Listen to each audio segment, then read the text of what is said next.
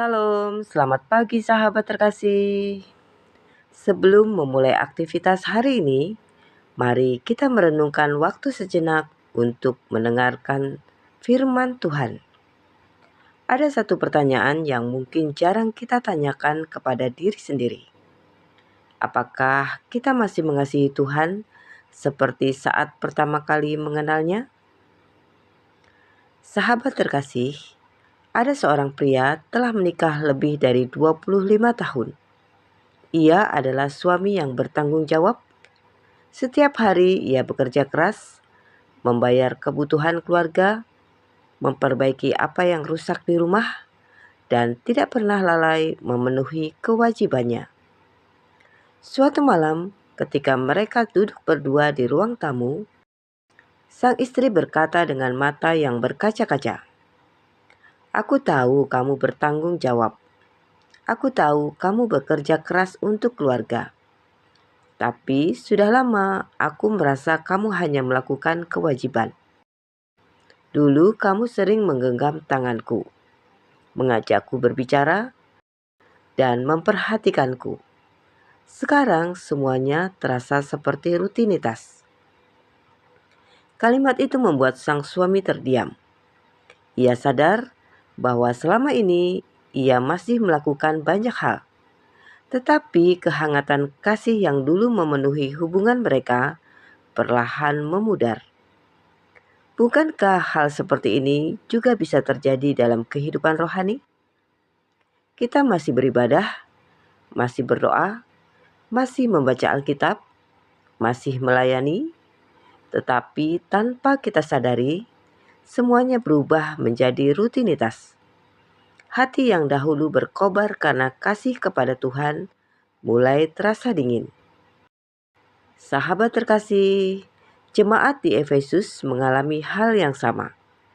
Menariknya, Tuhan tidak langsung menegur mereka. Sebelum memberikan teguran, Tuhan terlebih dahulu memuji kesetiaan mereka. Mereka bekerja keras. Mereka tekun menghadapi penderitaan. Mereka tidak mudah menyerah. Mereka mampu membedakan ajaran yang benar dan yang palsu. Dari luar, jemaat ini tampak luar biasa. Tetapi Tuhan melihat sesuatu yang tidak terlihat oleh manusia. Tuhan melihat hati. Dan Tuhan berkata dalam Wahyu 2 ayat 4-5. "Namun demikian, aku mencela engkau, karena engkau telah meninggalkan kasihmu yang semula. Sebab itu, ingatlah betapa dalamnya engkau telah jatuh. Bertobatlah dan lakukanlah lagi apa yang semula engkau lakukan. Jika tidak demikian, aku akan datang kepadamu dan aku akan mengambil kaki dianmu dari tempatnya, jikalau engkau tidak bertobat."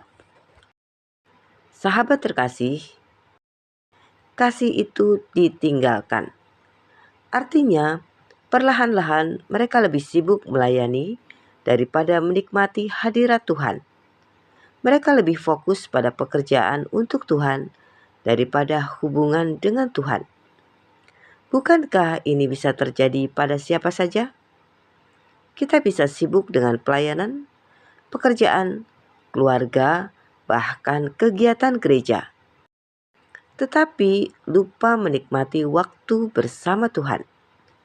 Doa menjadi singkat karena terburu-buru. Membaca firman hanya sekedar kewajiban. Pujian hanya menjadi kebiasaan. Lalu tanpa sadar, kasih mula-mula mulai memudar. Karena itu, Tuhan memberikan 3 langkah yang sederhana namun dalam. Pertama, ingatlah. Ingat kembali saat pertama kali Tuhan menyelamatkan hidup kita. Ingat bagaimana sukacita ketika berdoa. Ingat bagaimana air mata syukur mengalir saat menyadari kasih karunia-Nya. Kedua, bertobatlah. Bertobat bukan hanya meninggalkan dosa yang terlihat, tetapi juga kembali ketika hati mulai menjauh dari Tuhan. Ketiga, lakukan lagi apa yang dahulu kita lakukan. Mulailah kembali menyediakan waktu khusus bersama Tuhan. Berdoalah bukan karena kewajiban, tetapi karena rindu bertemu dengan Bapa.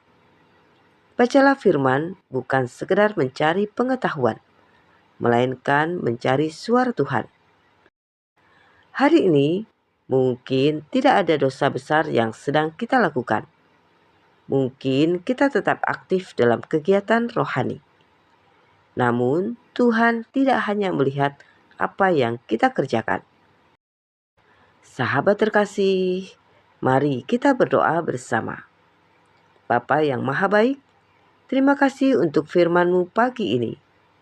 Ampunilah kami, karena tanpa sadar kami lebih sibuk melakukan banyak hal daripada membangun hubungan dengan-Mu. Pulihkan kembali kasih mula-mula di dalam hati kami. Bangkitkan kembali kerinduan untuk berdoa, membaca firman Tuhan, dan menikmati hadirat-Mu setiap hari. Biarlah hari ini kami tidak hanya menjadi orang yang aktif melayani, tetapi juga anak-anak yang hidup dekat dengan Bapa. Pimpinlah setiap langkah kami, lindungilah pekerjaan kami, dan jadikan hidup kami menyenangkan hati-Mu. Di dalam nama Tuhan Yesus Kristus, kami berdoa dan mengucap syukur. Amin. Sahabat terkasih, biarlah pesan ini menjadi awal langkah baru bersama Tuhan. Kiranya damai sejahtera Kristus menyertai setiap langkah kita hari ini. Sampai jumpa di renungan pagi berikutnya. Selamat beraktivitas. Tuhan Yesus memberkati.